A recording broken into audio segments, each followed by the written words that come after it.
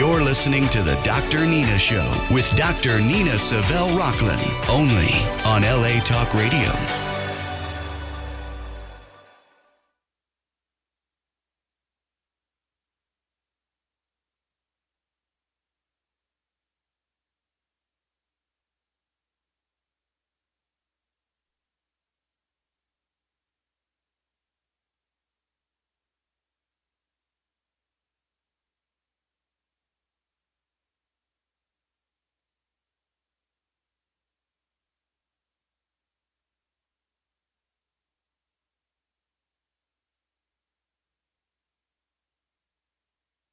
Will be like to wake up and think about your day, not your diet. That is the plan, right? And I am here to help you do that. And it is really good to be back here in the studio after 2 weeks away. I had a wonderful trip in Seattle. I even conquered my fear of heights by going up the Space Needle. And here's my recommendation for anyone who has a fear of heights. Do not go up the Space Needle. You don't need to do it. You do not need to go up an elevator 60 floors up, get out on a platform where half of it is a moving glass floor where you can look down from a height of 60 floors. No, it was not fun. You are afraid of heights. Sorry, Space Needle. Don't go up the Space Needle. Look at a postcard instead. But no, Seattle was really, really, really great. So if you would like to join me today, the number here in the studio is 818-602-4929. That's 818-602-4929. So I got a message on Facebook from Jerry with an I, from Sacramento, and she says, I can't trust myself when it comes to food. I don't know what's right, what's wrong, how much to eat, how little to eat. Is fasting okay or is it bad? I hear different things. Help.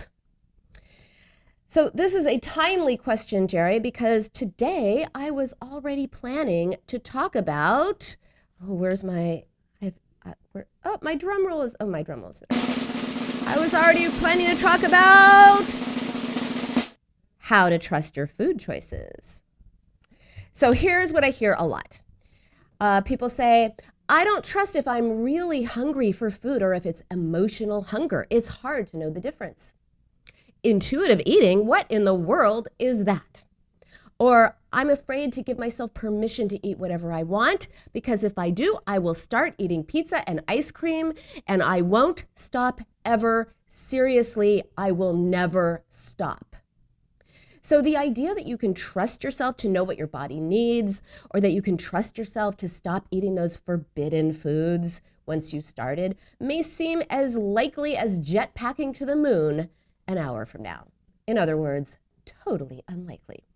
But as someone else recently put it, that might be true for normal people. Normal people might be able to have one of whatever and stop. But my body will tell me I need donuts. So how do you learn to trust yourself when it comes to eating, when it comes to food? So first of all, learn to discern the difference between physical and emotional hunger. So here are some signs that you're physically hungry. A growling, gurgling stomach, feeling lightheaded and dizzy, getting a headache, especially if you haven't eaten for some hours, and getting hangry. Oh, who hasn't been hangry? Angry and hungry. Signs that you're emotionally hungry are a specific food sounds good or looks good. You want to reward yourself. You want to calm down. You want to feel better. Those are the difference. So physical hunger is physical. You actually feel it in your body. Emotional hunger is about wanting to resolve some internal problems, some feelings, wanting to feel better. It's wanting to feel better, comfort yourself, distract yourself, numb yourself, reward yourself. If it's physical, you're hungry. If it's an emotional, that's emotional hunger. The next thing to do is identify the triggers. So if you are upset, angry, sad, express that in words, not food. If you're lonely, call a friend. Be a friend to yourself also. When you're alone with a critical part of yourself, it is lonely indeed. When you're alone with a part of yourself that's like, I don't have any friends, I don't have anyone to call, I don't have a life like Friends on TV or How I Met Your Mother, like where are my friends? I'm a loser, I'm never gonna have that life, or whatever you tell yourself, you're gonna feel terrible, and then you're gonna use food to get away from your own mean voice. But when you cultivate a part of yourself that can be responsive and kind, you achieve solitude, not lonely. So solitude is being alone with a part of yourself that is generous and supportive and giving and reassuring. Ask yourself if you're anxious. Anxiety can be felt as a physical feeling, not just as an emotion. So when you calm your body by using muscle relaxation exercises or walking or working out or anything physical or yoga or even mindfulness, a relaxed body is the first step to relaxing your mind. So try doing something physical to relax your body, and often your mind will follow. Are you bored? Is the trigger boredom? Well, the answer to boredom is this: do something. Do something. And ask yourself if you are bored, because if you're bored, the solution to boredom is you do something and then you're no longer bored. But sometimes we think we're bored when we're really lonely or when we're really empty, feeling, disengaged from the world, from other people, blah, depressed. Are you exhausted or sleepy? This is often a trigger because many people use food to perk themselves up when they're tired. And if that's, it's not quite emotional hunger, but it's not meeting a physical need for food. It's the wrong response to exhaustion. When you're tired, you need to rest. Food will not perk you up for long, and sometimes it has the reverse effect because you have something often with sugar, so you get perky, and then you have that sugar crash and you feel worse than you did before. So if you are exhausted or sleepy and you're using food to wake up, you need rest, not food. Also, put off eating for 3 minutes and see what happens. If you're physically hungry, you're going to get a little bit hungrier, but not so hungry that you're going to lose control. Like if you try to put it off for 15 minutes, 20 minutes, an hour, 30 minutes, no. That way you're going to set yourself up to a binge. Because, by the way, there are 2 reasons why people binge. One is that they get so hungry, so ravenous that they actually cannot stop. They can't get to full because they're starving. And so they eat too much. The other reason why people binge is they are dealing with something psychological. They're trying to resolve something internal. So if you only put off eating for 3 minutes, you're going to get a little hungrier, but not too much. But if you're emotionally hungry and you put off eating for 3 minutes, the urgency may pass and you will feel more reflective. What's going on with me? Why do I want to eat that? What's bothering me? What's eating at me? And less reactive. So reactive is, I need those donuts or chips or whatever. Reflective is, why do I want to eat whatever it is you want to eat? So I challenge you to implement at least one of those strategies today. So whether you, too many papers here, not enough of a mouse. Okay. So when you know whether you are hungry for food or whether you are trying to resolve an internal conflict or state, it is easier to make healthy choices. And that is how you make peace with food for good. And Jerry, when you eat to satisfy physical hunger and you pay attention to whether you're full or not, you're going to know what to eat. Because when you listen to your body, intuitive eating is really about being able to intuit what your body needs. And when you get used to doing it, you can know, like, okay, my body really needs fish, or my body needs pasta.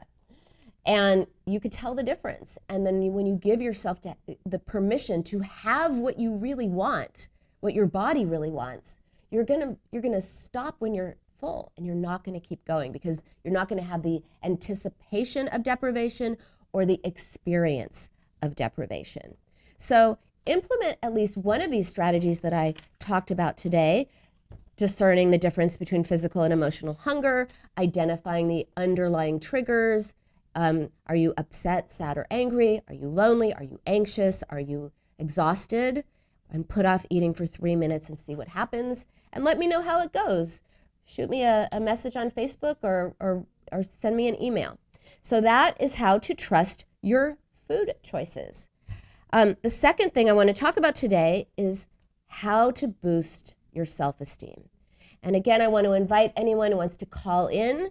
Now's the time. 818-602-4929 is the number. I would love to hear what is on your mind, what is weighing on you, what is eating at you. Because the problem is not food. The problem is not what you're eating. It's why. Okay. How to boost your self-esteem.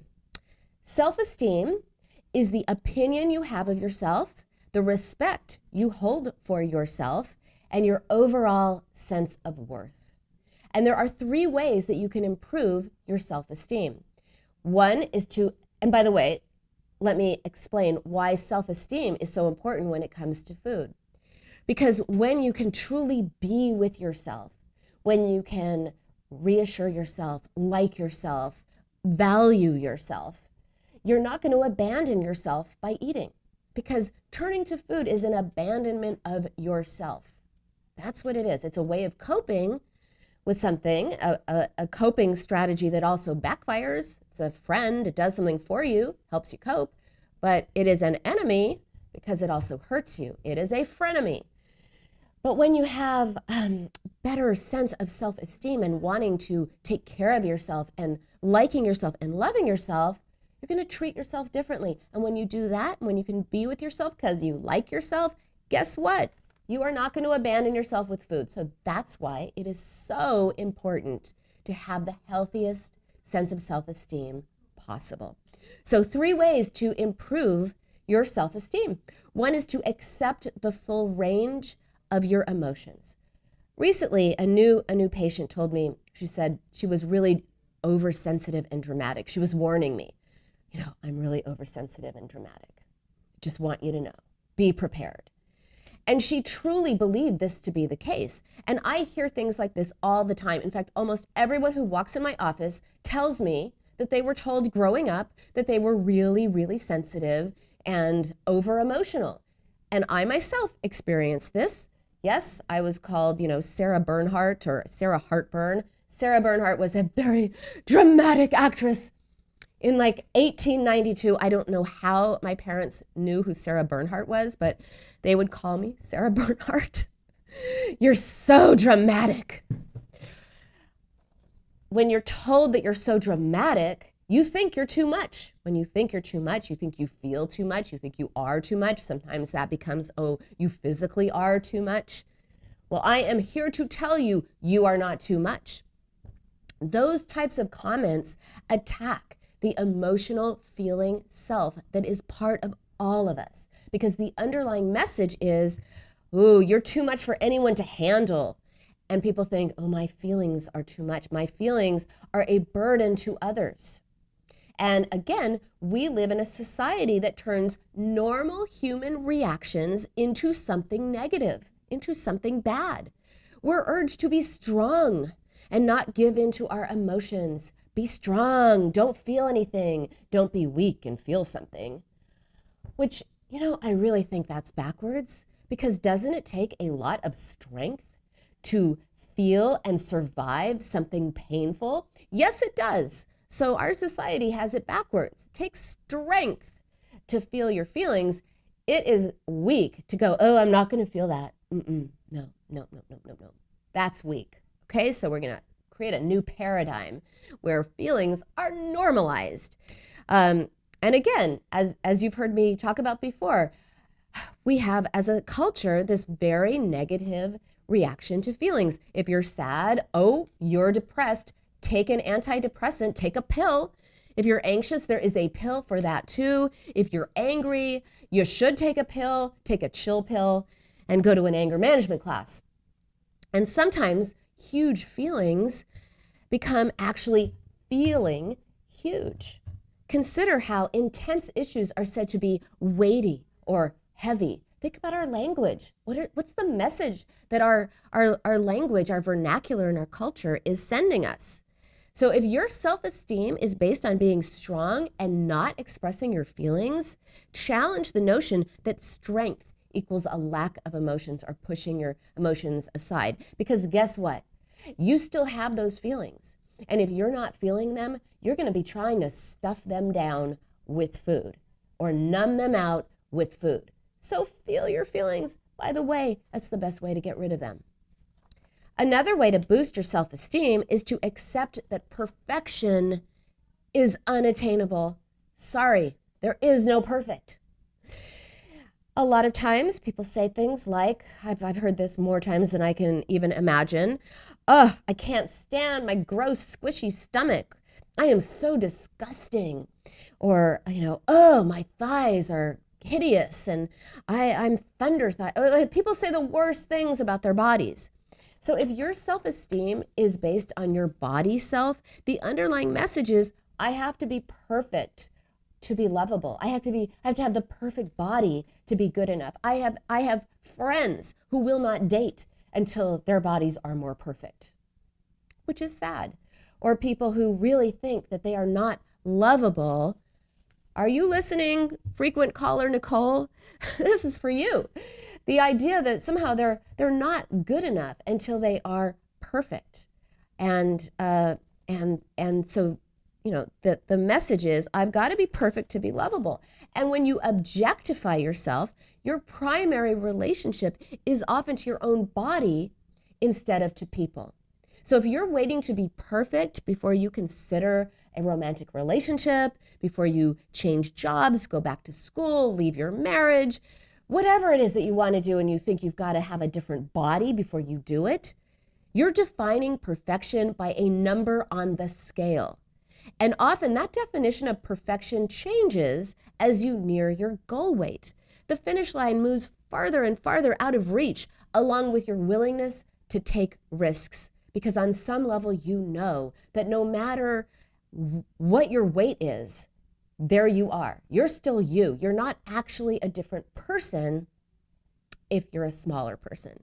So when you accept imperfection, it is easier to start now. It is easier to take those risks. It is easier to have fun. And when you're having fun, by the way, when you're out there doing things, instead of staying home and waiting to be the perfect size, when you accept imperfection and go out and live your life and you have fun, you're going to have fun instead of using food for fun. So think about that. The third way to increase your self-esteem is to trust the positive views that other people have of you. Self-esteem has a direct impact on the quality of your relationships. If you feel good about yourself, you're going to trust that others also have a positive view of you. But conversely, if you judge yourself, if you criticize yourself, if you're mean to yourself, it's easier to believe that others are judging you or criticizing you. And when you're overly self-critical, you're susceptible to accepting criticism from other people and even staying in unhealthy relationships. Because when you're critical to yourself and someone else is critical to you, you're going to think, wow, that person really knows me well. But when you are not self-critical, when you have a healthy sense of self-esteem and someone is critical to you, you're going to be like, hey, critical person, I don't need you in my life. Go away. It's going to be like that. And then you're going to feel better. And when you feel better, you don't need food to feel better. So when other people like you, when they accept you, when they admire, respect, and cherish you, believe them. Believe them. See yourself through their eyes. That means giving up an idealized view of perfection in terms of your appearance, your internal emotions, your conflicts, your achievements. Giving yourself and the people you love the right to be perfectly imperfect will improve the closeness and quality of your relationships and of your relationship to yourself.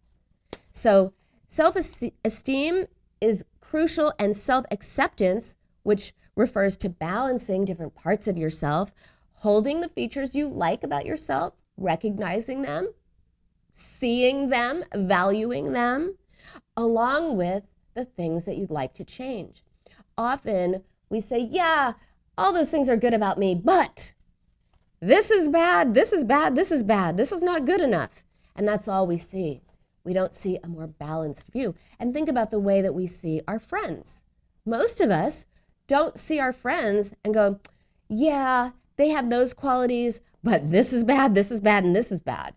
Actually, it's the reverse. Often we say, you know what, our friends have stuff, they've got these things, I wish were a little different, but they've got these great qualities, and that's why I like them, and that's why I love them. So how about seeing yourself the same way? So I also challenge you to pick one of these 3 tips and write about it, journal about it, do it. What are your thoughts? What are the obstacles that are stopping you from trusting these ideas that I've laid out today? Think about one thing that you can do differently to make a change, because shifting your mindset is a powerful tool to changing your relationship to food. So start now. There's no time like the present. Okay. Now, here's another. Back to food, because this also has to do with trust. How to feel in control of food. Some common things that I hear on a regular basis. People say, I was totally out of control with ice cream last night. I didn't eat anything all day and I was completely in control and so proud of myself. I hate getting mad because when I'm mad, I feel so out of control. So if you're struggling with food, it can feel as if the very thing you are trying to control, food, weight, etc., is actually controlling you. And often controlling food is a response to feelings of powerlessness in other areas of our lives. It is easier to focus on your intake of food or your weight than to deal with an unpredictable boss or teacher or significant other or friend or situation. It is easier to focus on something that you can control in a perfect world, what you are eating, than to think about, your freezer sprung a leak, and this happened to me actually over the weekend, and every 7 minutes you are having to bail out bowls of water from your freezer while you're waiting for the emergency appliance repairman to come. And why did it happen in the first place? I can't do anything about it. I mean, that's kind of a funny example, but often it's easier for us to say, I hate myself for what I'm eating or not eating, than, I hate that I can't make my boss into a different person. I can't change my husband, my wife, my girlfriend, my boyfriend, my whoever, my kids. I can't control them. So the focus becomes about controlling what you're eating, controlling your weight. The wish to manage a person or a situation can morph into a wish to control what you're eating. You can't control a person, you can't control a situation, but you can ostensibly control yourself. And that is turning a relational conflict between you and someone else or you and a situation into an internal conflict between you and food. So control is also a way of protecting yourself from feelings of vulnerability. Being vulnerable, which sometimes I call the V word, being vulnerable, is often experienced as being unprotected from potential or probable emotional pain. It doesn't feel good to be vulnerable if you don't trust that, if you have no trust that you're going to get a hug or you're going to get understood. It feels horrible to be vulnerable if there's nothing you can do or you're not going to get understood. So taking control feels active, and it is a solution to the passivity of vulnerability. So conflicts with food can symbolize conflicts about wanting or needing more in your life also. So controlling your portions can be a way of denying needs or wants for more. So these are all ways in which lack of control in our world is displaced onto lack of control onto food, or lack of control in, like, when we have needs and wants, we want other people to meet them. We can't control that. And so again, it becomes, I can't control the world. I can control my world. I can control food. I'm going to focus on that. Oh. Hi, Nicole. Hi, Dr. Nina. How are you? I am fine. How are you doing? I'm doing okay. I was just listening to the show about control and everything, and I was trying to think if I can relate to that, and I'm sure I can relate to it. But I want to ask my question. It's probably not the real question because I know there's always something deeper, and then you're like really good at finding out what I'm really asking. But I was like doing this when I wake up in the mornings. Usually for breakfast, I'll do like yogurt and fruit or just fruit. And like recently, well, I'm going to use the word control. I was thinking maybe I should control my sugar intake. So I'm like, instead of fruit, when I first wake up, which will, like, what does it do? It's like your insulin, it triggers your insulin. So you start like, makes you hungry, right? Like triggers like hunger, doesn't really satisfy you, I think. That's why I was like, okay, you're having yogurt, because the protein. That's why you're having yogurt, because the protein in yogurt, balances that out. But you are correct. I am going to ask you for the question under the question. Okay. So what is your fear of being hungry? What is my fear of being hungry? What is my fear of being hungry? I'm not fearful of being hungry. What's going to happen if you eat it? Why do you want to control your sugar intake? I was thinking if instead of in the mornings I have like sugar, if I do fat or if I do eggs, like this morning I woke up and I made 2 eggs. I'm like, if I do eggs, that's low carb, high protein, or if I just do like a piece of cheese, like a piece of brie cheese and a piece of goat cheese, that's high fat, moderate protein, very low carb, then let's see what happens. Like, let's test it out. What do you want to happen? And then what? Yeah, I guess you're right. It's like related to the same, like, obsessed with losing the last few pounds type thing. Like, why am I fixating so much on this? Why do I want to be so perfect? What is perfect? And what is perfect? Good question. I think perfect is like what you see on Instagram that's like not even real. Exactly.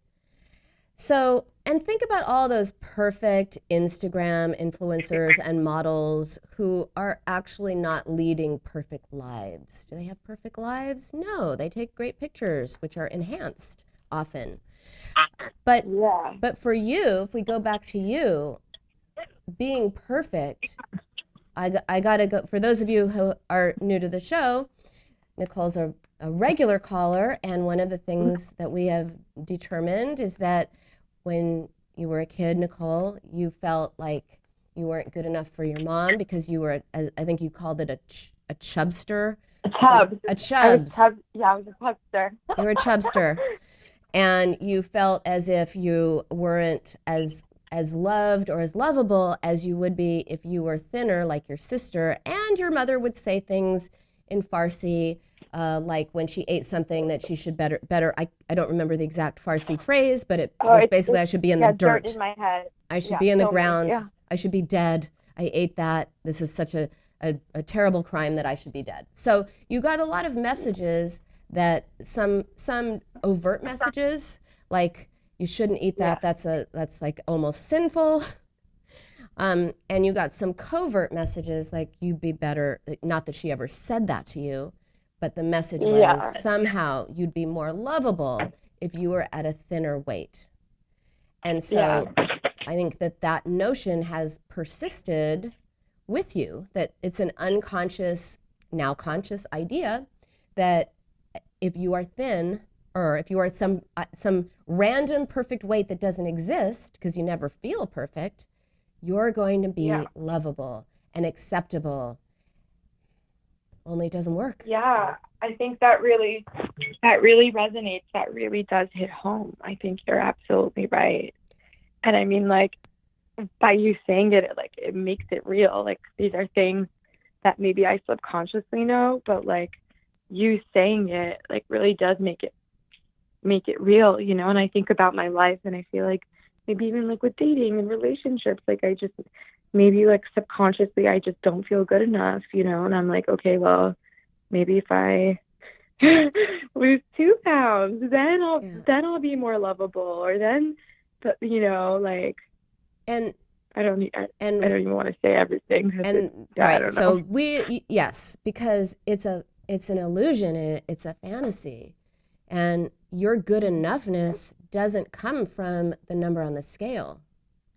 I think last time we talked, you were dating someone that on paper sounded really good, and it was someone that your parents, your mom would be very happy with, and you know, on paper he was great, but your experience of him was maybe you were questioning it. Yeah. So would he be any more likable if he had like an 8-pack? No. Oh, I know. So I know. So who he is actually is making the difference. You know, between whether you like him or don't like him, not his physical appearance. Has nothing to do if he's like 2 or 3 pounds heavier or has a 6-pack and doesn't. And that, I always try to remember that. I always go back to that, because that really hits home too. You know, it's like if I don't feel like I would like him less or more if he was, you know, had a 6-pack or doesn't have a 6-pack, then why do I think that guys may like me more or less, or anybody may like me more or less because of, you know, 2 pounds up or down? You know, it's more about my actions, who I am as a person. Well, I think personality. Exactly. But I think that somewhere in you feel like that little chub is still there. And that as long as you keep to a certain weight, no one is going to see that chubby girl who you felt was not good enough. And I think you have to get more comfortable with that little girl. And she was perfectly lovable. Perfectly lovable. Yeah, why? Even as a chub? Even as a chub. Yeah. Well, not even as a chub, even that language. No, you were a lovable child. And it has nothing to do, your weight did not make you less lovable. Yeah. And if someone discerns the presence of that little girl in you, they're not going to run with horror, and you can't starve her out of you. You can't get rid of her. I can't starve her out of me. You can't starve her out of you. You don't. Yeah, I think last week 2 weeks ago, I was also telling you about how I was like scared to eat, or like I felt bad for eating, remember? Mm-hmm. So I feel like that's kind of related too, but I didn't mean to cut you off, because everything you have to say is really golden, so I want to hear what you have to say. Sorry for cutting you off. Oh, no, I'd rather hear from you than from me. No, I want to hear what you have to say. Well, what you must do is have a different relationship to your younger self than you, instead of viewing yourself through your perception of your mother's eyes. Okay. Now, we can understand as adults that your mom has her own food issues, which, as I think you said, came from her mom. So your mom had her own food issues, which is why she is so fixated on weight and food. And so when she would say things to you, your interpretation was that you're not good enough. Yeah. And you are still looking at yourself through your view of her eyes, if that makes sense. You're still looking at her through that lens. View of her eyes. Yeah, got it. And how about looking at her through like my eyes? Like, I didn't know you when you were a kid, and I don't, you know, but I can fully imagine that you were like a sweet kid. Or not even, you don't have to be I was sweet. so sweet. I'm sure you were. And I was. imagine going back in time and seeing yourself through my eyes or someone else's eyes. And I don't think you'd be like, Okay. oh, that kid is sweet, but she needs to lose a few pounds. You'd be like, oh, she's so cute. Yeah. She's so sweet. What a nice girl. I wish I could share a photo of me when I was a chubster or like that cute little kid. I want everyone to see. I wish. It would be funny. Well, I invite you to email it to me, and I will post it and say this is invite some positive questions on Facebook or something. Yes. Okay. You got to look at yourself Cool. only if you want to. You got to look at, and everyone listening, right? Look at yourself as a kid who is likable and lovable and innocent and sweet and good. And not try to hide yourself like like there's something shameful about you. You're trying to starve the chub out of you, and you can't because she's there. She's you. So I need to see myself in another light and not as the chub. Is that what you're saying? That is what I am saying. And Okay. so that integrate that chub into you so that it's not like, oh, this shameful chubby child that I was. Never look at any childhood pictures of me. Instead, Why? no, like that's what, instead of, oh, I was a chubby child, don't look, I rip up pictures of myself from when I was a kid. Okay, I didn't see? tell you that part. It's like I'm psychic. You are not the I first told person who's you. done that. Yes. I'm like, I ask a question and then you know the real question. So that's shame. So what I'm basically saying is, instead of trying to get rid of this shame from this little kid that you were, and still you're the same person that you were. Instead of trying to get rid of the shame by losing weight, got to get rid of the shame by challenging there was anything shameful or wrong in the first place. Absolutely. That makes sense. I could do that. I could try to do that. Yeah, it's not shameful to be a little bit overweight. So what? So what? Yes, as a child or an adult. Yeah. But to be honest, deep down inside, I do feel like it's shameful to be fat as an adult. Because I think it's a reflection of like who you are as a person and your habits. No. And like, No. No? Okay. No. Yeah, I need you to combat me. Yeah, I'm just talking. Yeah, these are learned ideas, learned from your mom and learned from our culture. There are many reasons why, by the way, why people are overweight. And by the way, what is overweight? Like if Marilyn Monroe were to come as she was in the 50s or 60s at the height of her fame and considered the sexiest woman alive, if she were to come into our culture today, guess what? She'd be considered plus size. What the hell? Yeah.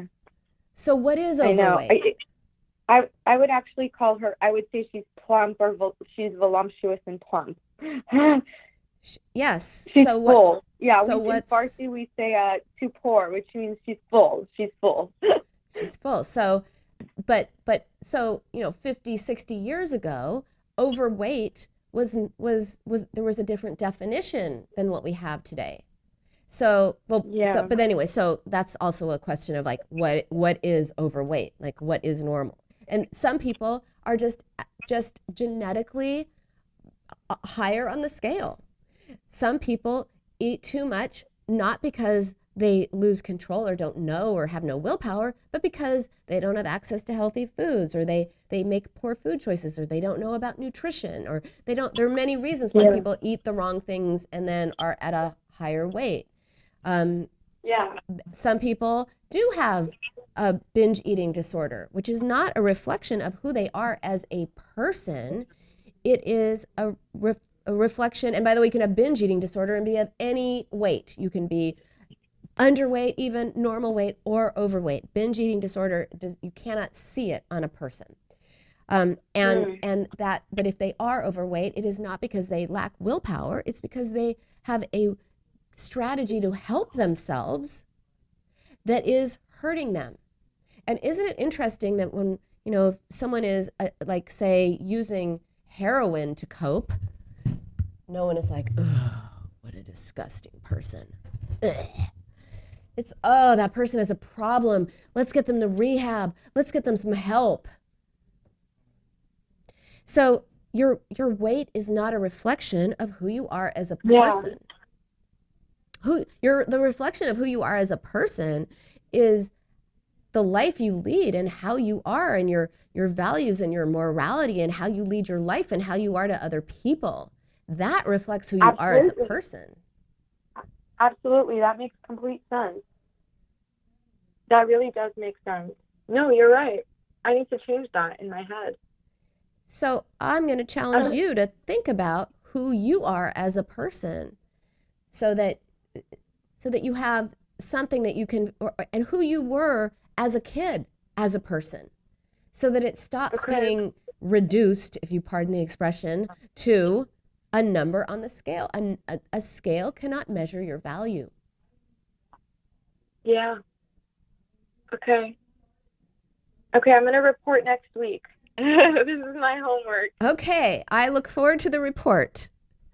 And okay, thank you so much, Dr. Nina. That was really helpful. One other thing I recommend to you, Nicole, and to anyone out there who can relate to what Nicole is talking about, get that picture of yourself as a kid, one that you haven't torn up, and look at it, Find a way to look at that picture and find the love in your heart for that child, instead of just, Okay. Okay? Okay, thank you so much. You're welcome. Talk to you next week. Okay. Bye. Okay, talk to you next week. Bye. There's always a question under the question. Ain't it the truth?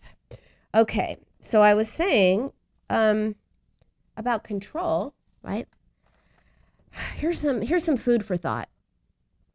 If you are focusing on controlling food, and you are really, that is your focus, and that is what where your mind goes, somewhat like Nicole. I want you to think about, what if you weren't thinking about controlling what you're eating? What would be on your mind? What would you be worried about? What would you be thinking about? What would you be wanting to control or influence if you weren't trying to think about food? If I took all your thoughts of food and weight and body image and blah, blah, blah, if I took all of it away from you with my magic wand, here, I'm going to make my new pen, my cool new Dr. Nina pen. I just got it yesterday. It's so cool. All right, I'm going to turn it into a magic wand. Those of you who are on Instagram and I am. I'm on Facebook Live. You can see my pen. It's really a magic wand. I'm taking all those thoughts away from you. You cannot think about food or weight or body image for the next 5 minutes. What is on your mind? Think about that. Because when you identify and process the underlying emotions and conflicts that lead to binge eating, stress eating, or any kind of emotional eating, you stop using food to cope.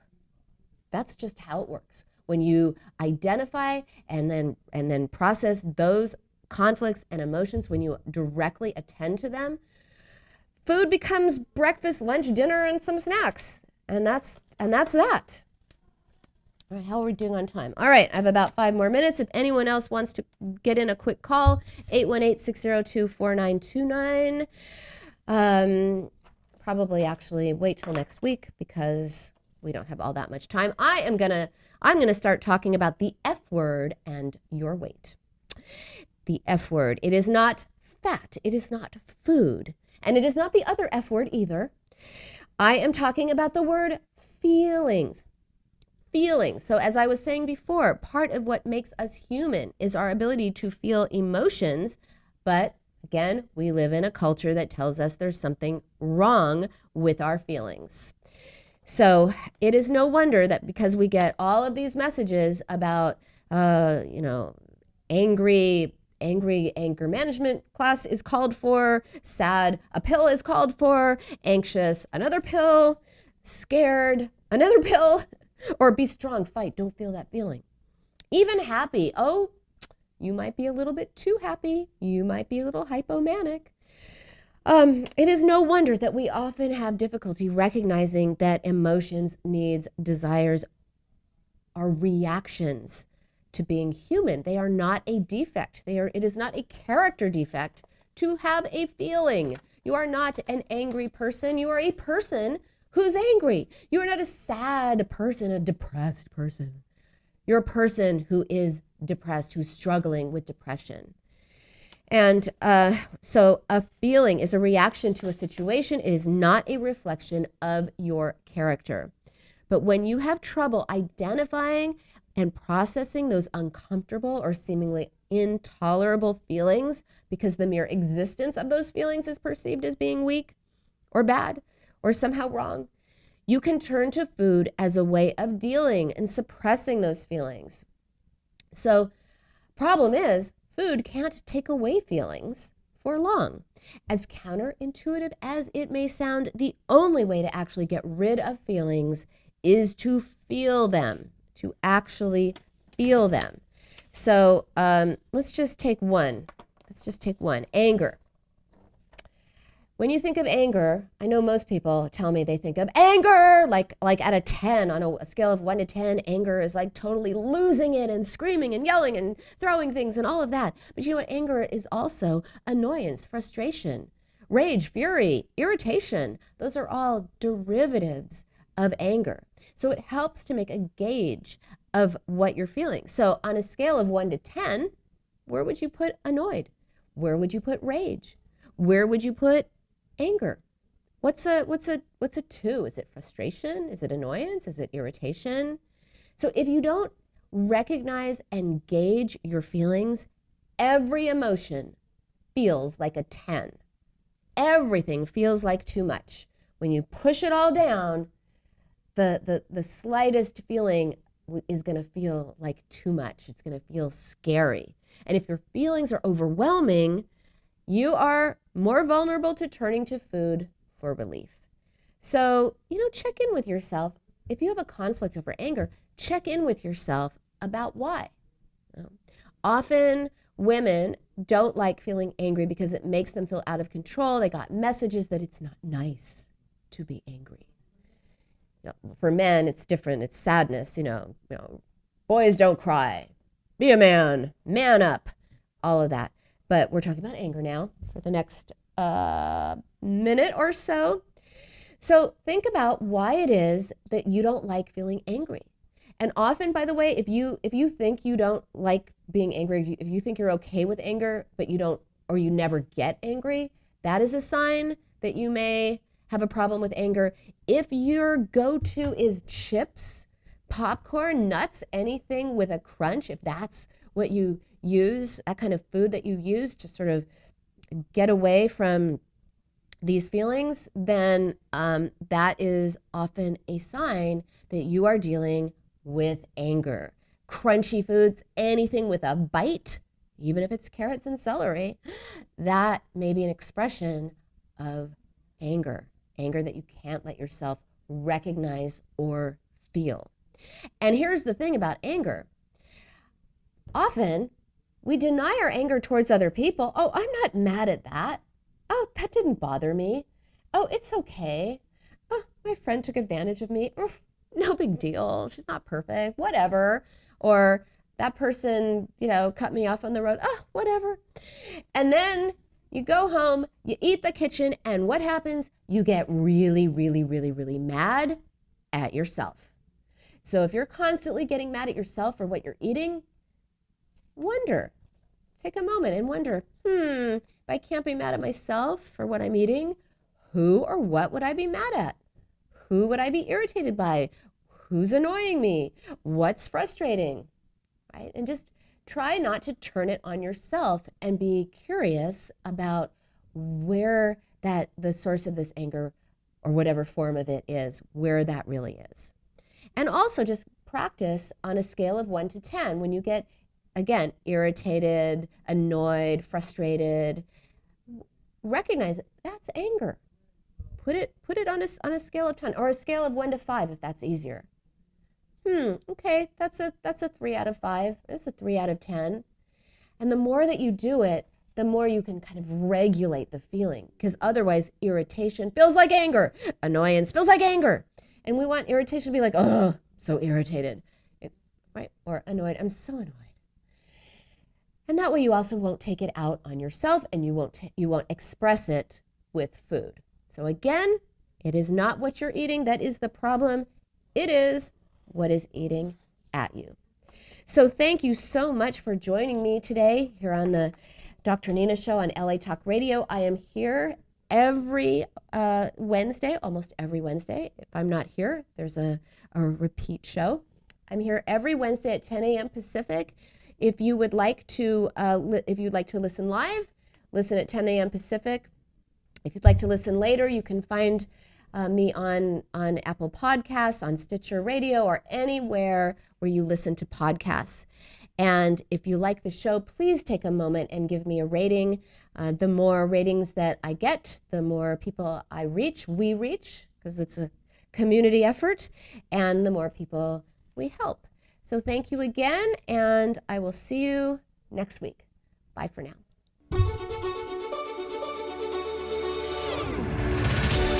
You're listening to the Dr. Nina Show with Dr. Nina Savelle Rocklin, only on LA Talk Radio.